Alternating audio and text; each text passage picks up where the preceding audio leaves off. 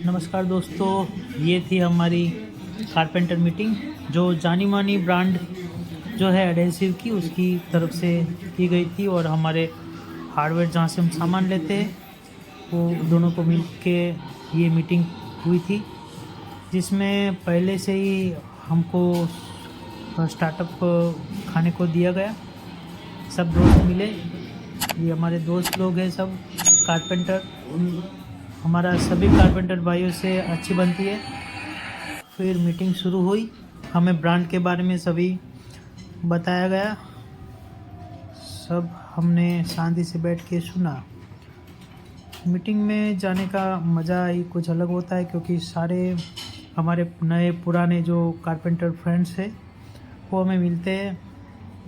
वैसे टाइम नहीं मिलता हमें काम करते करते किसी को मिलने का, मगर यहाँ पे मिल पाते हैं।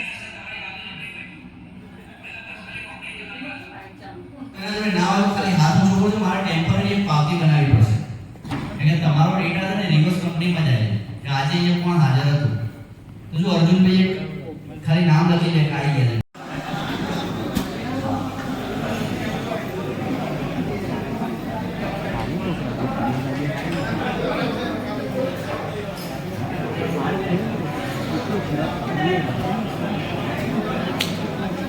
જેટલું સારું કહીએ ને મારું મરી જાય આપણે પેશન્ટ નથી આપણે કેટલું સારું સાંભળ્યું